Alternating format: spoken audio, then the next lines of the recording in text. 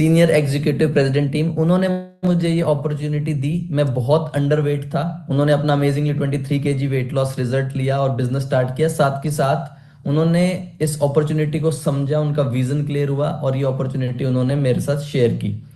सो ये मेरा लाइफस्टाइल है हर्बल लाइफ से पहले। मैं बैकग्राउंड अगर बात करूं तो 19 साल का एक स्टूडेंट था, कॉलेज का मेरा फर्स्ट ईयर था।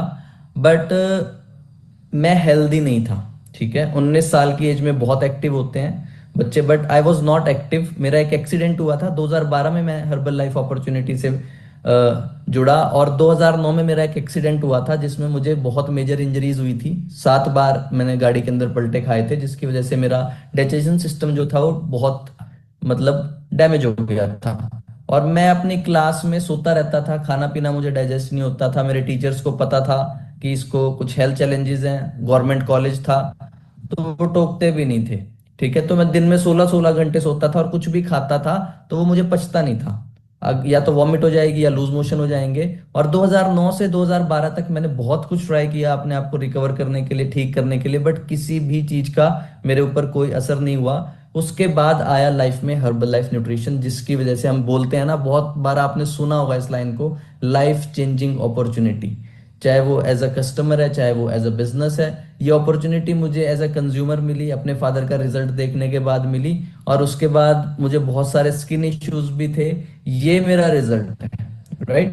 तो जो ये मैंने पीपीटी आपको शो किया, इसको आप ध्यान से देखिएगा। ठीक है, ड्रेसिंग सेंस, पर्सनैलिटी, सारी चीजें, घर, सब आप ध्यान से देखिए।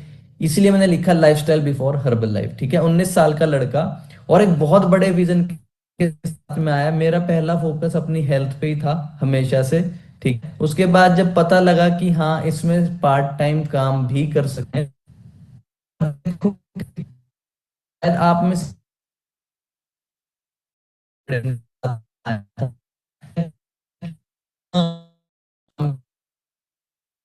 महीने में एक, तो मेरा 500-700 रुपए का प्रॉफिट हो जाएगा और मैं अपने मोबाइल का रिचार्ज का खर्चा निकाल पाऊंगा। राइट। तो इस विजन के साथ मैं हर्बल लाइफ में आया और 500 रुपए कमाने के लिए आया था, आप अंदाजा लगाइए। और इसके बाद अभी हम आगे चलेंगे तो आपको पता लगेगा कि उसके बाद मैंने क्या क्या अर्न किया यहाँ पे। बट उसके लिए आपको थोड़ा सा सीरियस होना बहुत जरूरी है। ये मेरा फैमिली रिजल्ट है। ये स्टोरी के साथ साथ आपकी ट्रेनिंग भी चलेगी। अगर आप इस बिजनेस में बहुत आगे जाना चाहते हैं तो आपका फैमिली रिजल्ट सबसे ज्यादा काम करता है, क्योंकि हर पर्सन अगर आपकी फैमिली में फिट है तो लोग आपकी फिट फैमिली को देख के और ज्यादा ट्रस्ट करते हैं, बिलीव करते हैं। आप ये मत सोचिए कि सिर्फ अपने ऊपर अप्लाई करना है। आपके मदर, फादर, ब्रदर, सिस्टर, बच्चे अगर कोई भी अनहेल्दी है किसी भी तरीके से, तो हमें ये न्यूट्रिशन उनके ऊपर यूज करना है, उनको हेल्दी करना है। ठीक है। उसके बाद जब मैं 500 रुपए की सोच लेके आया और मैंने कुछ लोगों से न्यूट्रिशन शेयर किया, कुछ ही लोगों से, ज्यादा लोगों से नहीं, तो ये मेरी फर्स्ट इनकम थी 26,534। अगर आपको ये इनकम अच्छी लगी तो आप क्लैपिंग कर सकते हैं। किसी को चाहिए? Yes, very good. तो ये मेरी फर्स्ट इनकम थी, चेक इनकम। इसके अलावा कुछ रिटेल इनकम भी हुई थी जो कैश इन हैंड मुझे आई थी। तो चेक मेरा ज्वाइन करने के 3 महीने बाद आया था, तो मैं क्लियर कर देता हूँ। बट 3 महीने तक मुझे कुछ ना कुछ रिटेल इनकम आ रही थी। राइट। तो वो कभी महीने में 5,000, 10,000 ऐसे करके आ रही थी। और मैं कहाँ 500 रुपये सोच के आया था। तो मैं बीटेक कर रहा था, सेकंड सेमेस्टर था जब मैंने हर्बल लाइफ ज्वाइन की। उसके बाद मैं ट्रेनिंग से कनेक्ट हुआ, ट्रेनिंग बाय ट्रेनिंग। ये मल्टीपल जगह की ट्रेनिंग्स है, इंटरनेशनल, नेशनल।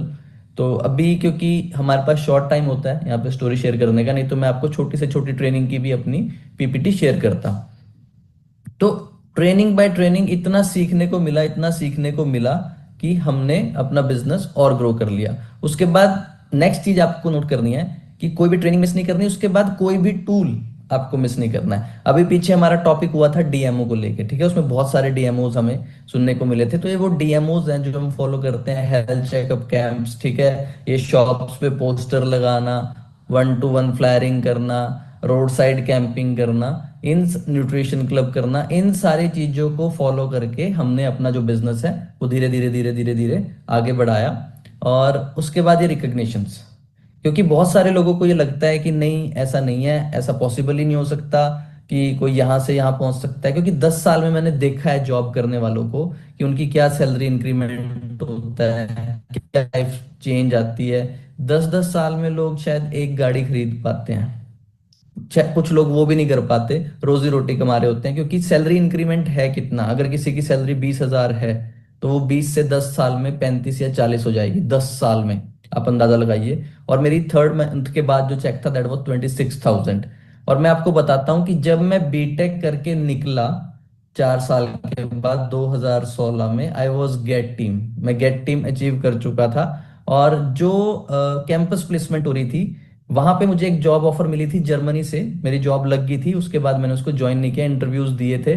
और मेरी सैलरी वो दे रहे थे 40,000, और मेरे जो बैचमेट थे, कोई 26,000, कोई 28,000 एज अ फ्रेशर, कोई 22,000 ऐसे ज्वाइन कर रहे थे, 18,000 में भी ज्वाइन किया कुछ बच्चों ने तो।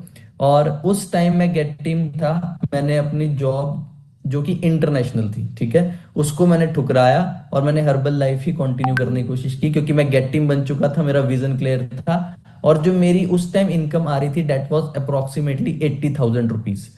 तो मुझे 40,000 की जॉब क्यों ऑफर करनी थी। उसके बाद मैंने एमटेक भी की, क्योंकि एजुकेशन में मेरे मेंटोर जो मैम है, उन्होंने मुझे गाइड किया कि विनर डिग्री होना बहुत अच्छी बात है और आप एमटेक भी करो। तो सेम फील्ड में मैंने एमटेक भी करी। एमटेक में भी मैंने पेपर क्लियर किया जहाँ पे हमारी करेंसी प्रिंट होती है, ठीक है, नासिक में जहाँ हमारे नोट प्रिंट होते हैं। उसको भी मैंने सेकंड पेपर दिया ही नहीं।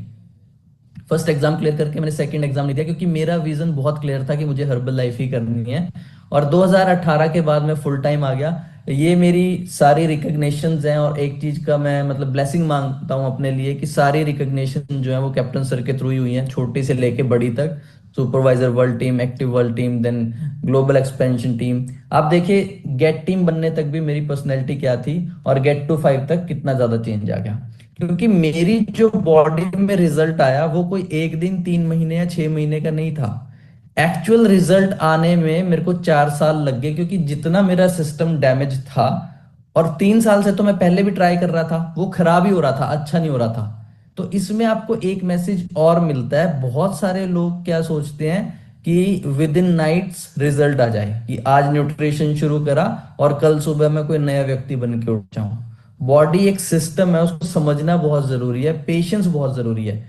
तो मेरी जो प्रॉब्लम थी, मैंने जब पहला शेक पिया वो मुझे डाइजेस्ट हुआ था, ठीक है, मेरे एनर्जी लेवल्स मुझे फील हुए थे, मैं 16 घंटे की जगह 14-12 घंटे सोया था। तो वो चेंजेस, जो छोटे छोटे चेंजेस हैं पॉजिटिव, उसको देख के हमें चलना है। और एक्चुअल रिजल्ट आने में मेरे 4 साल लग गए थे, ठीक है। उसके बाद गेट टू 5 हुआ, उसके बाद मिल टीम, मिल 7-5, और ये सारा चलता। और ये अपॉर्चुनिटी मिली 2022 एक्स्ट्रावेगेंजा बेंगलोर में, मेरे को 25,000 लोगों के सामने अपनी स्टोरी शेयर करने का मौका मिला कॉर्पोरेट की तरफ से। और प्राउड मोमेंट ये था कि मैं 2 जगह सेलेक्ट हुआ था, एक तो मिल्टन स्टोरी के लिए, और दूसरा मैं 10 स्टोन क्वालिफायर था। तो उन्होंने मुझे कहा कि आप कुछ भी एक चूज कर लीजिए, आइदर 10 स्टोन में आप अपनी स्टोरी शेयर करना चाहेंगे, या एज अ मिल 75 अपनी स्टोरी शेयर करना चाहेंगे। तो मैंने एज अ मिल 75 अपनी स्टोरी वहां पे शेयर की, और this was a very proud moment. और ये एक्सपीरियंस एक कंपनी ने मुझे दिया, दिस वाज अमेजिंग। हम हमेशा सुनते हैं कि herbal life family foundation, HFF है, हर्बल लाइफ बच्चों का ध्यान रखती है, एजुकेशन का, खाने पीने का। तो हमेशा से दिल में एक इच्छा थी कि इन बच्चों से कैसे मिला जाए, मुझे मिलना है, मुझे देखना है। तो जब मैंने मिल में एक्सपीरियंस क्वालिफाई किया, तो कंपनी ने हमारे को 3 घंटे इन बच्चों के बीच में रखा, और इनसे हम जो मर्जी बात करें, इनके साथ हमने बहुत सारी गेम्स खेली, एंजॉय किया, खाना खाया इन लोगों के साथ। तो it was an amazing experience. इसके अलावा भी बहुत एक्सपीरियंसेस थे, but this was my favourite, इसलिए मैंने इसकी PPT यहाँ पे लगाई है। और उसके बाद प्रेसिडेंट टीम रिकॉग्निशन। एक चीज आप नोट डाउन कर लो, लाइफ में ये लेवल तो अचीव करना ही करना है। जिस दिन आपके पास ये पिन आ जाती है, आपकी लाइफ टोटली चेंज हो जाती है। आपने जो भी स्ट्रगल हर्बल लाइफ में किए हैं, वो एक रात में सब बराबर हो जाते हैं, मतलब सब भूल जाते हो। आपने देखा होगा मोस्टली प्रेसिडेंट टीम जब स्टेज पे रिकॉग्निशन होती है तो वो रोते हैं, चाहे वो मेल है चाहे फीमेल है, उनकी आंखों में आंसू होते हैं। रीजन क्या है कि उनको वो पिछली पूरी पिक्चर याद आ जाती है, कि कहाँ से शुरू हुआ था, लोगों ने कितना ना बोला था, कितने परिवार वालों ने ताने मारे थे, मैं ट्रेनिंग्स में नहीं जा पाता था, पैसे नहीं होते थे। ये सारी तमाम चीजें जिस दिन ये पिन आपके कॉलर पे लगती है तो सब वॉश आउट हो जाता है। और ये अमेजिंग एक्सपीरियंस है। उसके बाद यूएसए से आपको कॉल आती है कि अब आप कंपनी के दामाद बन गए हैं और आपको हम यहाँ बुला रहे हैं 3 दिन के लिए। वहां पे बहुत अमेजिंग एक्सपीरियंस, बहुत अमेजिंग, मतलब आउट ऑफ द वर्ल्ड आपको फीलिंग आती है कि शायद आप कोई सेलिब्रिटी हैं, ठीक है। कोई पैसा आपका खर्च नहीं हो रहा, आगे से आगे आपके लिए ऐसे इंतजाम हैं, मर्सिडीज जीएमसी ऐसी गाड़ियां आपको पिक कर रही हैं, ड्रॉप कर रही हैं, डिनर ऐसी ऐसी जगह ऐसे ऐसे लोगों के साथ। मतलब आप अंदाजा लगाइए कि समांथा क्लेटन हमारे टेबल पे आके पूछ रही है, डॉक्टर लुइजी ग्रेटन हमारे टेबल पे आके पूछ रहे हैं कि खाना कैसा था, आर यू एंजॉइंग। तो मतलब best feeling in the world आप यहाँ पे एंजॉय करते हो।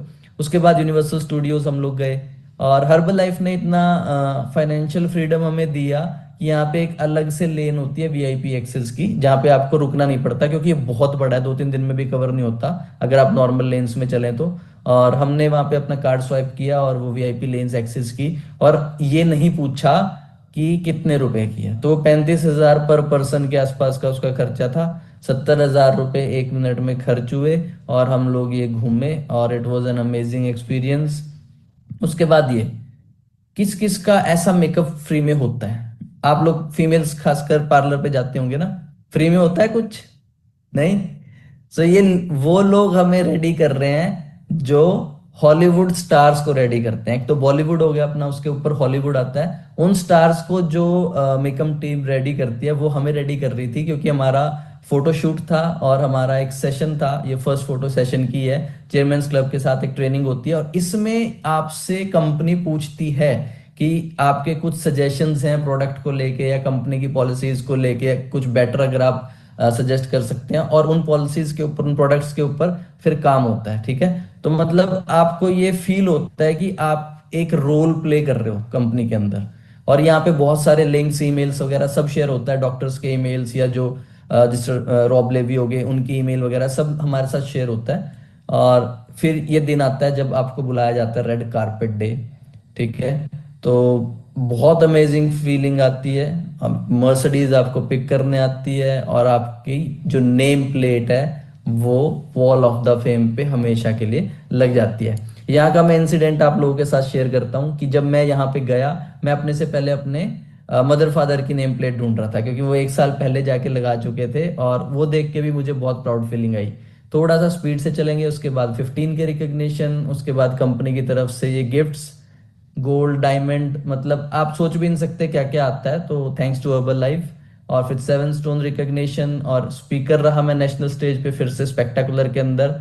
और नॉर्मल स्पीकर नहीं था इसमें, जो वीआईपी सेशन होता है, ठीक है, एक जर्नल सेशन होता है, एक एक्टिव सुपरवाइजर सेशन होता है, उसके अंदर मुझे गेस्ट स्पीकर रखा गया। इसके लिए भी मैं थैंक्स करूंगा कॉर्पोरेट का। और उसके बाद मेरा फर्स्ट मार्क्यूज बोनस आया, जो कि एक ड्रीम बोनस होता है, ठीक है।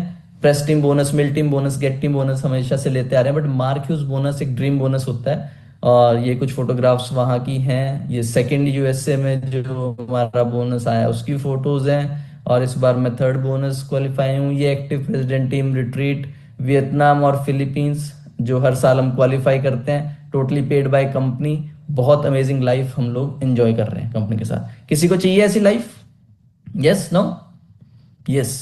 आंखें खुली रखनी है, ठीक है, कुछ भी आ सकता है नेक्स्ट स्लाइड पे। सो उसके बाद मैं 15 से ज्यादा कंट्रीज जा चुका हूँ, और इन 15 में से कुछ कंट्रीज में तो 4-4, 5-5 बार जा चुका हूँ। दुबई में 3 बार जा चुका हूँ, थाईलैंड 4-5 बार जा चुका हूँ। तो इंटरनेशनल ट्रेवल की कोई गिनती नहीं है, ठीक है। So life is going totally amazing. आप सोचो, यूरोप में कवर कर चुका हूँ, अमेरिका में कवर कर चुका हूँ, ऑस्ट्रेलिया में कवर कर चुका हूँ, तो ऐसी कौन सी जगह बची है कि जहां मैं नहीं जा सकता? So this is all because of herbal life nutrition. नहीं तो हम ऐसे देखते थे जहाज को, वो जा रहा है, पता नहीं हमारी किस्मत में कभी होगा या नहीं होगा, तो नीचे खड़े होकर हम ऐसे देखते थे। सो अभी तो हर तीसरे चौथे महीने हम फ्लाइट में होते हैं कहीं ना कहीं के लिए। और मैं अपनी फर्स्ट फोटो जो मैंने दिखाई थी, लाइफस्टाइल बिफोर हर्बल लाइफ, उसमें मैं बाइक पे था एक, और वो बाइक भी मेरी मांगी हुई थी दोस्तों की, ठीक है, मेरी नहीं थी। और यहाँ मैं ऑस्ट्रेलिया में हेलीकॉप्टर राइड ले रहा था रेंट करके। तो इस लाइक हर्बल लाइफ ने हमें बना दिया। ये कुछ कंट्रीज हैं, और ये जीरकपुर मैंने एक फ्लैट लिया था। 27 साल की उम्र में लोग सेटल नहीं हो पाते, 27 साल की उम्र में मैं अपना एक फ्लैट खरीद चुका था 3 BHK। और उसके बाद ये शौक शौक में, क्योंकि मैं मांगता था हमेशा बाइक, मैं इसको चलाता नहीं हूँ। कभी कभार दूध टमाटर कभी मूड बन जाए तो इसको निकाल लेता हूँ, अदरवाइज टाइम भी नहीं होता। सो ये BMW बाइक मैंने ली, उसके बाद BMW कार में रन कर रहा हूँ। So what is to come in the future will be because of all that we have done in the past. ये लाइन हमेशा मेरे को पुश करती है कि मैं आज क्या कर रहा हूं जो भविष्य में मेरे साथ अच्छा हो, बेटर हो, और आगे मेरा बिजनेस बने। तो इस लाइन को आपने बहुत ध्यान से समझना है। और ये मेरे को मौका मिला ड्यूरिंग मेरी प्रेस टीम रिकॉग्निशन। ये कंपनी का बोर्ड रूम है, इसको मार्क्यूज बोर्ड रूम बोलते हैं। और इसके अंदर बैठने का इतनी ज्यादा पॉजिटिविटी है, इस रूम के अंदर बैठने का मौका मिला, अमेजिंग। ये मेरी कुछ लाइफ चल रही थी, और हर्बल लाइफ की वजह से ही लाइफ कुछ ऐसी होगी, ठीक है। मेरे को ट्रैवलिंग का बहुत शौक है, मैं नेशनल इंटरनेशनल बहुत घूमता हूँ, और ये सब कुछ पॉसिबल हो पाया हर्बल लाइफ की वजह से। और इसके लिए मैं थैंक्स करूंगा अपने स्पॉन्सर्स का, मेरे पेरेंट्स का, मेरे इन लॉज का, जिनकी वजह से अपॉर्चुनिटी हमें मिली। और the best thing about Herbalife is you become from nobody to somebody. मैं कोई नहीं था, मेरी घर में भी कोई ज्यादा इज्जत नहीं थी, बाहर तो जानता ही कौन था, तीन चार दोस्त हर किसी के होते हैं स्कूल टाइम में, कॉलेज टाइम में, बट वो डिफाइन नहीं करते कि आप कौन हो, ठीक है। बट आज की डेट में मुझे हर्बल लाइफ के अंदर तो आधा हिंदुस्तान से ज्यादा जानता ही है, बाय नेम जानते हैं, क्योंकि मेरी रैंकिंग टॉप 100 में आती है इंडिया के अंदर, ठीक है। सो मैं ब्लेस्ड हूँ इस प्लेटफॉर्म के साथ, और थैंक्स टू मार्क ह्यूज, ये उनकी ग्रेव पे भी जाने का मौका मिला। So this was my story. Okay, कैसी लगी? बहुत सारे लोग बैठे थे। फर्स्ट चेक तो दिखा दिया, लास्ट चेक नहीं दिखाया। वो नहीं दिखा सकते, है ना, वो शेयर नहीं कर सकते हम, वो उस लेवल पे चीजें हैं, क्योंकि अगर वो शेयर किया तो ऑब्जेक्शन है। बट मैं आपको ये बताता हूँ कि इमेजिनेशन से बाहर है चीजें, ठीक है। बियॉन्ड इमेजिनेशन, कोई सोच भी नहीं सकता ऐसी लाइफ हम लोग एंजॉय करते हैं। बहुत सारी चीजें हम PPT में नहीं लगा सकते, शेयर नहीं कर सकते पब्लिकली, रिस्ट्रिक्शंस है, कुछ पॉलिसीज हैं कंपनी की। बट मैं आपको हिंट दे देता हूँ कि मैं हर महीने सरकार को 5 लाख रुपए दे देता हूँ GST के, ठीक है। तो इनकम आप अंदाजा अपने आप लगा सकते हैं, और साल के 60 लाख रुपए तो मैं सरकार को ही दे रहा हूँ। तो ये मेरी स्टोरी थी। अभी जो मोस्ट इंपॉर्टेंट पार्ट आ गया, that is training. So copy pen एक बार सब लोग दिखा दो मुझे स्क्रीन पे, कॉपी पेन रेडी है? Very good. दूसरी चीज, आप मुझे थम्स अप करेंगे, मैं कुछ क्वेश्चन आपसे पूछूंगा। क्या आपको चैलेंज आता है प्रेजेंटेशन करने में? हिचकिचाहट होती है कि मैं कैसे बात शुरू करूं, अगला कुछ सोचेगा नहीं सोचेगा, होता है ऐसा कुछ? और आपको लगता है कि इस वजह से शायद मेरा बिजनेस कहीं ना कहीं सफर कर रहा है, या स्लो चल रहा है, या रुका हुआ है, कि मैं अच्छा प्रेजेंटेशन नहीं कर पाता अपने लोगों के साथ, ऐसा लगता है सबको? सबको नहीं, कुछ मतलब 80-90% लोगों को लगता होगा। और गुड न्यूज इज, सेम मुझे भी लगता था, क्योंकि 4 साल तक मेरी बॉडी ही प्रेजेंटेबल नहीं थी। I was very underweight, knowledge चाहे कुछ भी थी, गेन करी नॉलेज, सीखा सब कुछ, बट जब आप किसी के सामने बात करने बैठते हो तो वो आपकी सुनता बाद में, जज पहले करता है आपकी बॉडी को, है ना। नॉलेज बाद में नहीं। वो बोलते हैं ना, first impression is your last impression. आपको देखते ही वो एक मानसिक लेता है व्यक्ति जिसके भी साथ हम बैठने लगे हैं, कि इसने कैसे कपड़े पहने हैं, कैसा दिख रहा है, इसका बॉडी फिजिक क्या है, ये सारी चीजें। तो मैं अभी इसके बारे में बात करता हूँ आप लोगों से, प्रेजेंटेशन स्किल्स के बारे में। तो सबसे पहले हम ये जान लें कि हर्बल लाइफ में अगर हम प्रेजेंटेशन कर रहे हैं तो वो दो तरीके की होती है, ठीक है। Two type of presentations we do in Herbalife. The first is nutrition presentation, जो हम कस्टमर के साथ करते हैं। And second is business opportunity, जो हम कस्टमर के साथ बाद में करते हैं। और कुछ, एक सेकंड दीजिएगा। मेरी आवाज आप लोगों को आ रही है प्रॉपर? एक बार थम्स अप करेंगे, बिल्कुल प्रॉपर है, क्लियर, क्रिस्टल, कोई इश्यू तो नहीं है आवाज में? क्योंकि मेरे पास मैसेज आया है कि आवाज क्लियर नहीं है। ओके है, ठीक है, कोई बात नहीं। तो कंटिन्यू करते हैं। तो सेकंड जो चीज है वो है बिजनेस प्रेजेंटेशन, ठीक है। दो ही प्रेजेंटेशन है। अब इन दो प्रेजेंटेशन के लिए बेसिक नीड क्या है हमारी, वो हम समझ लेते हैं। फर्स्ट जो है, दो चीजें और लिखवाऊंगा आगे, वो है कॉन्फिडेंस एंड नॉलेज। ठीक है।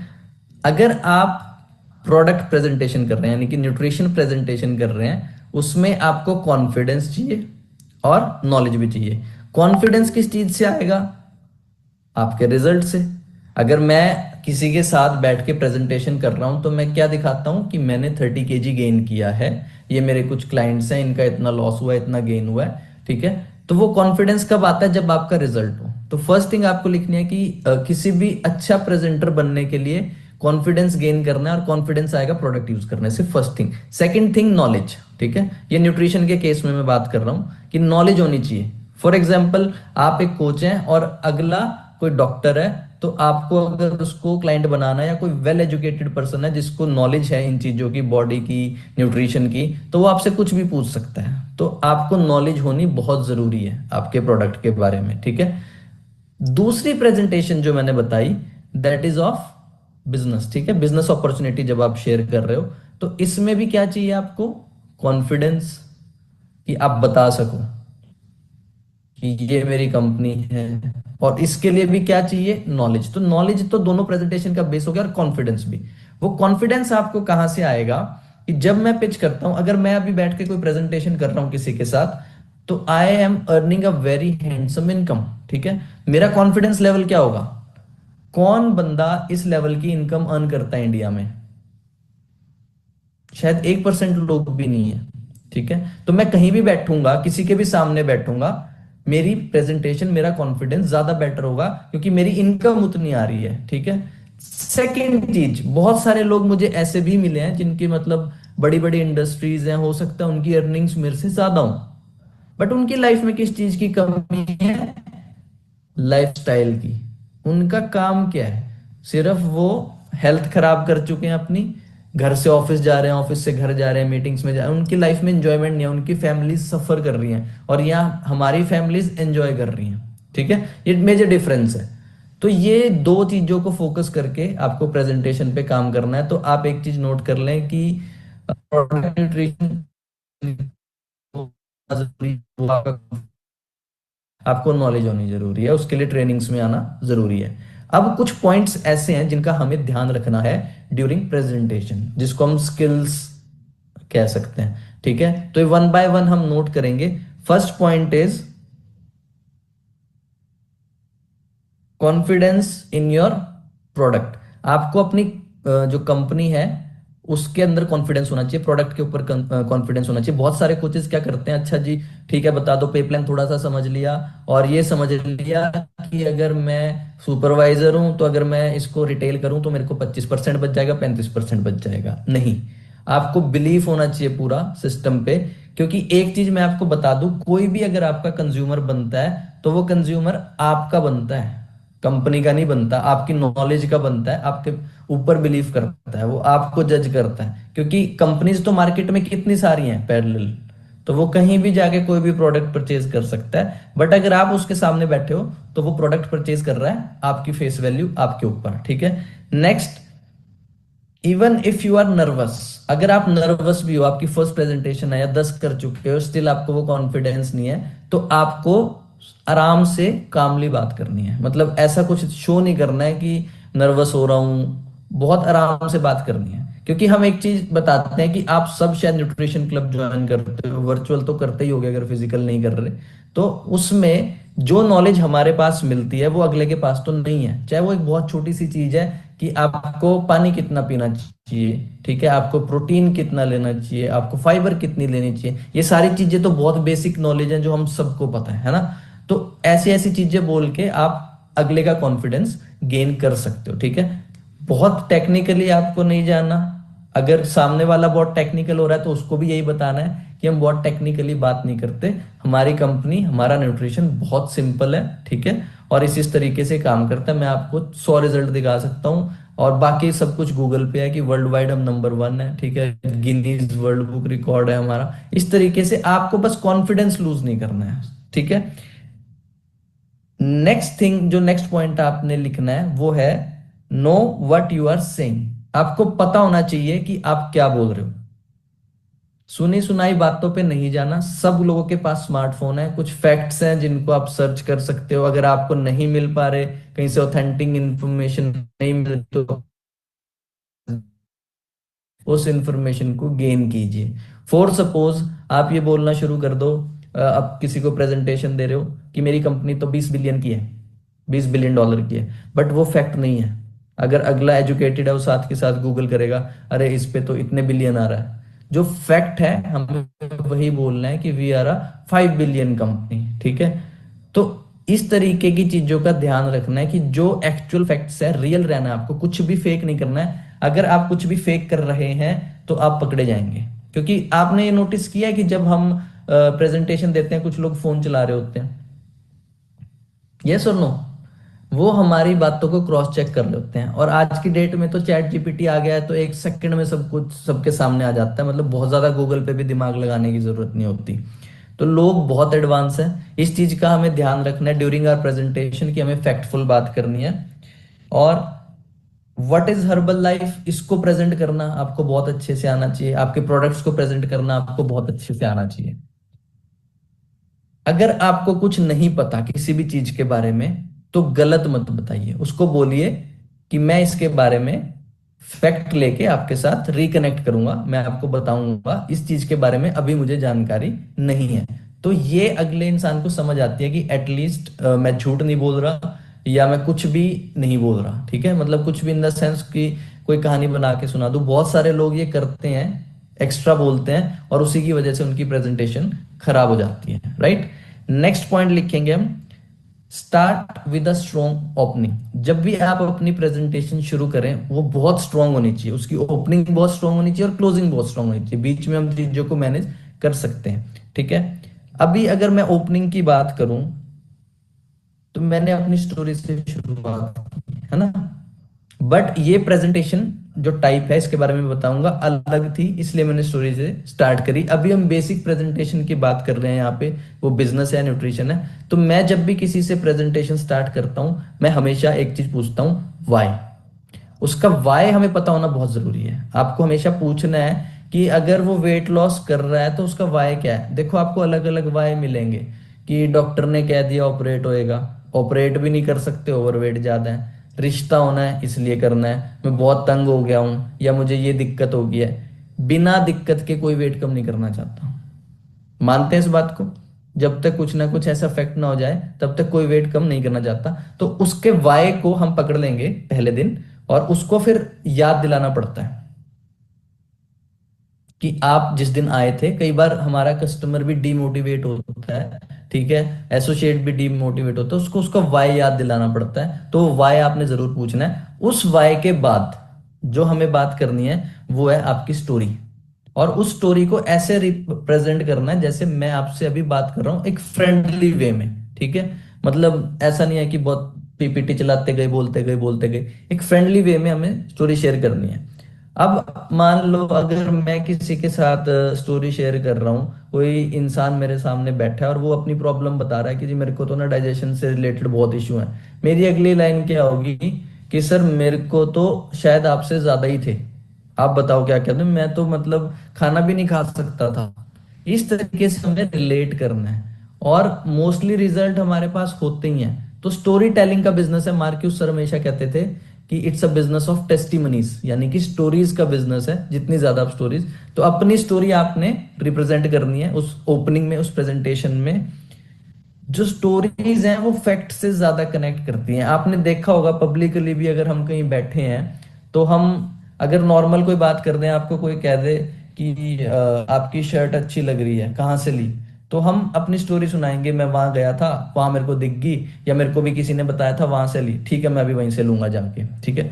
तो कुछ भी ऐसे एग्जाम्पल्स आप देखोगे जब आप कॉमन एक कन्वर्सेशन में जाते हो, तो आपको यही मिलेगा कि हम स्टोरीज से अपनी बात रखते हैं। चाहे वो किसी प्लेस की बात हो कि मेरे पास बहुत मैसेज आते हैं कि सर आप कहाँ घूमने गए हुए हो, हमें ये जगह बता दो, ठीक है। तो सब कुछ स्टोरी टेलिंग हमारी लाइफ चलती है। Similar is with herbal life, कि आप अपनी स्टोरी कितने अच्छे से रिप्रेजेंट कर रहे हो, तो वो कनेक्ट करती है आपके साथ इंसान को।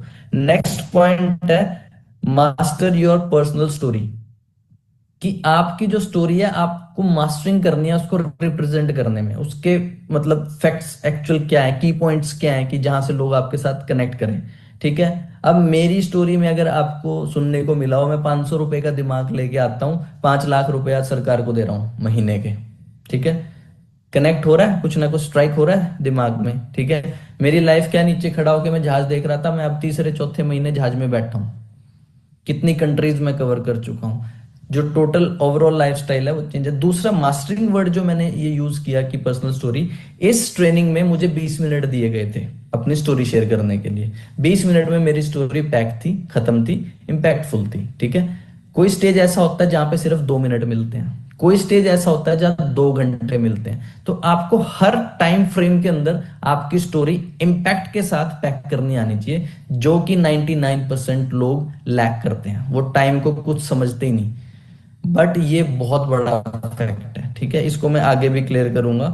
और इस मास्टर में आपको कुछ चीजों का ध्यान रखना है कि बिफोर हर्बल लाइफ, कि आप क्या थे, आपका स्ट्रगल क्या था लाइफ में। मैं कोई बहुत ज्यादा स्ट्रगल शेयर नहीं कर सकता बिकॉज आई वॉज स्टूडेंट, मैं डिपेंडेंट था अपने पेरेंट्स के ऊपर, मैं कोई परिवार नहीं चला रहा था। बट मैं हेल्थ से जरूर सरवाइव कर रहा था, वो मेरा चैलेंजिंग पार्ट था लाइफ का। ठीक है। तो मैं उतना ही बोलता हूँ, कुछ भी बना के नहीं बोलता। नेक्स्ट, ड्यूरिंग हर्बल लाइफ आपने क्या डिसीजन लिए जिसकी वजह से आपकी लाइफ चेंज होगी, ये आपको जब आप अपनी स्टोरी शेयर कर रहे हो। मैंने जो बताया कि मैंने कोई ट्रेनिंग मिस नहीं की, ट्रेनिंग बाय ट्रेनिंग सीखता गया, और मैं आज इस मुकाम पे हूँ। तो आपके जो वो डिसीजन थे, आप में से बहुत सारे लोग बहुत ट्रेनिंग मिस कर देते हैं, वो नहीं करनी। Next thing, after herbal life आपका रिजल्ट, आपकी इनकम, आपका लाइफस्टाइल, ये तीनों चीजें आपको प्रेजेंट करनी है बहुत अच्छे से। ठीक है। रिजल्ट मैंने आप लोगों को बताया आफ्टर हर्बल लाइफ ज्वाइन करने के बाद। ठीक है। लाइफस्टाइल आप लोगों ने मेरा देख लिया, और ये अभी आपने सिर्फ 5 5 या 10% देखा, 90% नहीं देखा, क्योंकि वो दिखाने का टाइम ही नहीं था। उसके बाद नेक्स्ट इनकम आप लोगों को अंदाजा आ गया, तो ये स्टोरी आपकी पैक होगी। ठीक है। This is called mastering in your story. Next जो पॉइंट हम लिखेंगे, यूज सिंपल लैंग्वेज। ठीक है। जब आप बात कर रहे हैं, आप उस भाषा में बात कीजिए जो हर व्यक्ति को समझ आ जाए। ठीक है। अभी इस कॉल पे शायद 15 से 20 हजार लोग कनेक्टेड हैं। ठीक है। कोई पंजाब से है, कोई हरियाणा से है, कोई यूपी से है, उत्तराखंड से है, मे बी पैन इंडिया लोग कनेक्टेड हैं। बट शायद मैं उस लैंग्वेज का यूज कर रहा हूं जो सबको बहुत इजीली समझ आ जाए। आपको मैंने पहले भी बोला कि फ्रेंडली रहना है, और इस तरीके से बात करनी है कि आपकी टीम को ये भी लगे कि हाँ, हम भी ऐसे बात कर सकते हैं। अगर मैं बहुत प्रोफेशनली भी बात करना शुरू कर दूं, तो बहुत सारे लोगों के दिमाग में ये जाएगा कि भाई ये तो बहुत एजुकेटेड पर्सन है, यही ऐसे बात कर सकता है, बिजनेस हमारे बस का नहीं है। तो आपको अपनी लैंग्वेज हमेशा सिंपल रखनी है। ठीक है। नेक्स्ट पॉइंट आ जाता है बॉडी लैंग्वेज। ठीक है। बॉडी लैंग्वेज आपकी प्रॉपर होनी चाहिए। अगर मैं अभी वर्चुअल भी आप लोगों से बात कर रहा हूं, तो जो भी व्यक्ति मुझे देख रहा होगा उसको ये लग रहा होगा कि ये मेरे से ही बात कर रहा है। ठीक है। तो जब हम किसी भी प्रेजेंटेशन में होते हैं, फिजिकली, वन बाय वन हो या ग्रुप हो, ग्रुप को भी चाहे 500 लोगों का ग्रुप हो, उनको ये एहसास होना चाहिए कि ये व्यक्ति हमें ही देख रहा है, हमसे आई कांटेक्ट है। और 1 to 1 में भी बहुत सारे लोग नर्वसनेस की वजह से कभी फ्लोर को देखना, कभी पंखे को देखना, और मतलब ऐसी बॉडी लैंग्वेज बना लेते हैं, वो आपकी प्रेजेंटेशन के अंदर बिल्कुल भी नहीं होनी चाहिए। इस चीज का आपको ध्यान रखना है। और आपके जो हैंड गेस्चर है, बहुत सारे लोग यूं यूं ऐसे ऐसा करना शुरू कर देते हैं। ठीक है। क्योंकि ये नर्वसनेस की निशानी है। अगर आप कुछ एक्सप्लेन कर रहे हो, तो आपकी जो हाथों की एक लैंग्वेज होती है, ठीक है, मेरे भी शायद आप नोट कर रहे होंगे। बट वो लैंग्वेज क्या है, वो रिलेट करनी चाहिए कि आप क्या बात कर रहे हो। ठीक है। आपकी पिच के साथ, आपके शब्दों के साथ एक लैंग्वेज होती है, वो रिलेट करनी चाहिए। ठीक है। गेस्चर हैंड्स का खराब नहीं होना चाहिए। Next, voice control. जो आपकी आवाज है, उस पे भी आपका कंट्रोल होना चाहिए। आपकी स्पीच पे वो बहुत फास्ट नहीं होनी चाहिए। कुछ लोगों को लग रहा है कि मैं बहुत फास्ट चल रहा हूँ या मैं बहुत स्लो चल रहा हूँ। मैं एक नॉर्मल पिच पे चल रहा हूँ। ठीक है। मैं इसको बहुत फास्ट भी कर सकता हूँ, बहुत स्लो भी कर सकता हूँ। मेरा टाइम बहुत स्पीड से रन कर रहा है, पॉइंट्स बहुत पड़े हैं। तो मैंने पहली प्रेजेंटेशन से अब तक धीरे धीरे धीरे धीरे थोड़ी सी स्पीड अपनी इंक्रीज की है।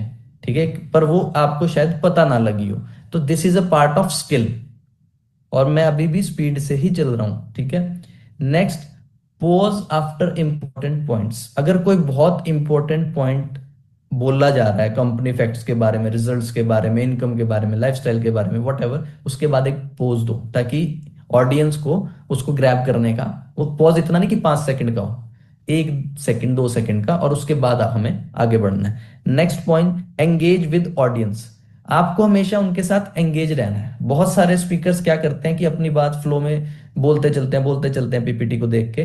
बट अगर आपने नोटिस किया हो, मैं फर्स्ट टाइमिंग से लेके अब तक कितनी बार आप लोगों से थम्स अप, हैंड रेज या कुछ ना कुछ एंगेज कर रहा हूं, जबकि आप लोग मेरे से बहुत दूर बैठे हैं, still I am engaging virtually, कि आप लोग कनेक्ट रहे मेरे से, राइट। तो एंगेजमेंट लोगों को लगना चाहिए कि हाँ मेरे से ही बात हो रही है, मेरे लिए बात हो रही है, तो वो एंगेजमेंट आपको शो करनी बहुत जरूरी है।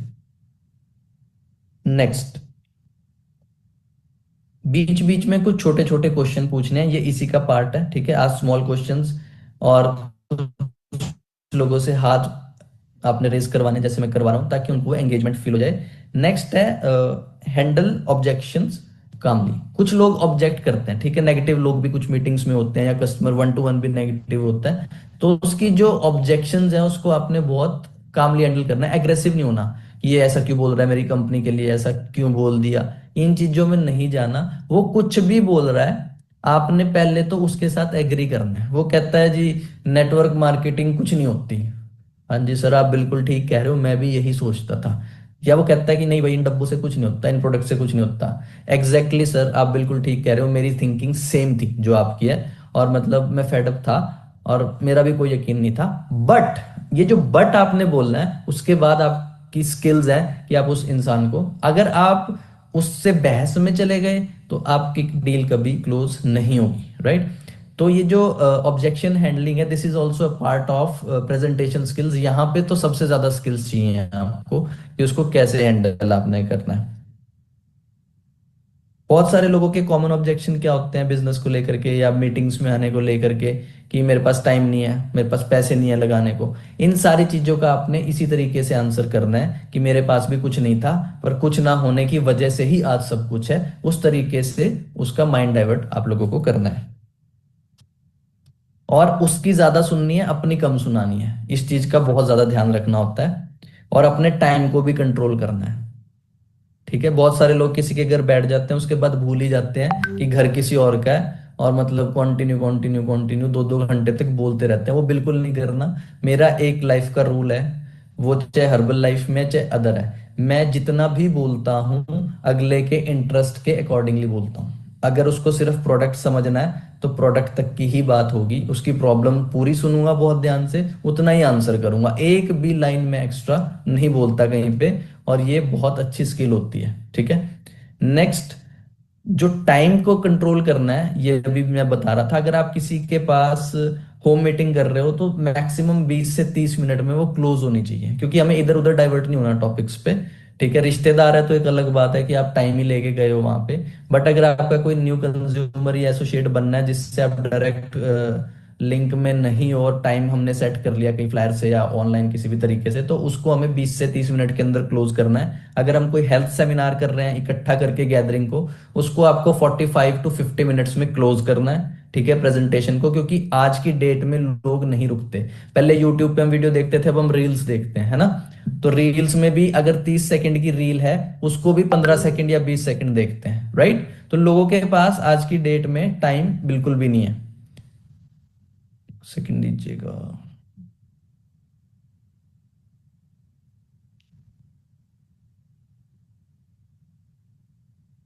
ओके, सो नेक्स्ट पॉइंट है कि कुछ चीजें हमें अवॉइड करनी है, राइट। थिंग्स टू अवॉइड, ये भी आप लोग लिख लीजिए। Don't argue with people. किसी भी सेमिनार में, किसी भी वन टू वन मीटिंग में आपको आर्गुमेंट्स में नहीं जाना। नहीं मेरी ही कंपनी बेटर है, नहीं, उसकी सारी सुनो, और फिर अपने फैक्ट शेयर करो। फैक्ट्स में हर्बल लाइफ से कोई नहीं जीत सकता, ठीक है, कोई भी नहीं जीत सकता। बट वो फैक्ट्स आपको पता होने चाहिए, आर्गुमेंट में नहीं जाना। अगर अगला इंसान बहुत बहस कर रहा है तो वहीं पे क्लोज कर दो उस बात को, ठीक है। Don't give false income promise. कोई भी झूठे इनकम के वादे मत करो कि आप मेरे साथ ज्वाइन करो, 1 साल में ये कर देंगे, 1 साल में कर देंगे। ये सब चीजें आपको नहीं करनी, कोई झूठे वादे नहीं करने रिजल्ट को लेके, इनकम को लेके। और तीसरी चीज, किसी भी अदर ब्रांड का क्रिटिसिज्म नहीं होना चाहिए कि भाई दूसरी company so and so company बेकार है, हमारी अच्छी है। ये चीज भी आपको नहीं करनी, ये अच्छी स्किल्स नहीं है प्रेजेंटेशन की। जो की पॉइंट है वो आप फटाफट लिख लीजिए। जो भी आप प्रेजेंटेशन दें, आपको पता है कि आपको क्या प्रेजेंटेशन देनी है, उसका एक स्ट्रक्चर क्रिएट करना होता है आपको। वो स्ट्रक्चर आप पहले ही क्रिएट कर लीजिए। मैंने जैसे कैप्टन सर ने इस ट्रेनिंग का एक स्ट्रक्चर बनाया हुआ है कि पहले 20 मिनट आप ये चीज करेंगे, उसके बाद नेक्स्ट 25 मिनट आप ये चीज करेंगे। ठीक है, वो एक फॉर्मेशन है और उसी फॉर्मेशन में हर प्रेस टीम जो है अपना पार्ट प्ले कर रहे हैं। सिमिलर ऐसे ही हर प्रेजेंटेशन की आपका एक स्ट्रक्चर होना चाहिए। जो कॉमन स्ट्रक्चर है वो मैं बताता हूँ कि अगर हम किसी भी व्यक्ति से मिल रहे हैं, प्रेजेंटेशन कर रहे हैं, तो first part is introduction. I am coach, इतना टाइम हो गया, इतने लोगों को रिजल्ट दिया है, ये बेसिक बातें हमें उसको करनी है। नेक्स्ट उसकी प्रॉब्लम सुननी है। इट्स अ स्ट्रक्चर, आप लिख लीजिए फटाफट, ये स्ट्रक्चर है। नेक्स्ट सॉल्यूशन देना है उसको इजी वे में, बट हर चीज को हर्बल लाइफ से कनेक्ट कर देना है, क्योंकि हमारे पास फाइनेंशियल और हेल्थ दोनों सॉल्यूशन है। हर तरीके से हम लाइफ टोटली चेंज कर सकते हैं। लोगों के रिजल्ट्स के बारे में मुझे बताने की जरूरत नहीं है। उसके बाद उसको प्रूफ दिखाने हैं उन चीजों के कि यस दिस इज पॉसिबल। उसके बाद अपॉर्चुनिटी उससे शेयर करनी है, ठीक है, और नेक्स्ट डील क्लोज करनी है। ठीक है, तो लास्ट के कुछ सेकंड्स मेरे पास बचे हैं और मैं इसमें आप लोगों के साथ ये शेयर करना चाहूंगा कि जो हमारा नेक्स्ट ये सेशन है, उसके जो स्पीकर हैं उनके लिए एक बार जोरदार क्लैपिंग कर दीजिए। बहुत मतलब मेरे से भी वो बहुत यंग हैं और फास्टेस्ट ग्रोइंग जिनको हम बोल सकते हैं इंडिया के अंदर आज, लविश पहूजा जी। एक बार जोरदार क्लैपिंग करेंगे। ठीक है, हमारे प्रेसिडेंट टीम लविश पहूजा जी नेक्स्ट जो है टॉपिक जो है उनका वो फॉलो अप एंड क्लोजिंग है, तो बहुत जबरदस्त ये टॉपिक है। तो मैं भी एक्साइटेड हूँ इस सेशन के लिए। आप ज्यादा से ज्यादा लोगों को इसमें कनेक्ट करें और मेरा टाइम समाप्त होता है। Thank you so much, have a nice evening, thank you. Thank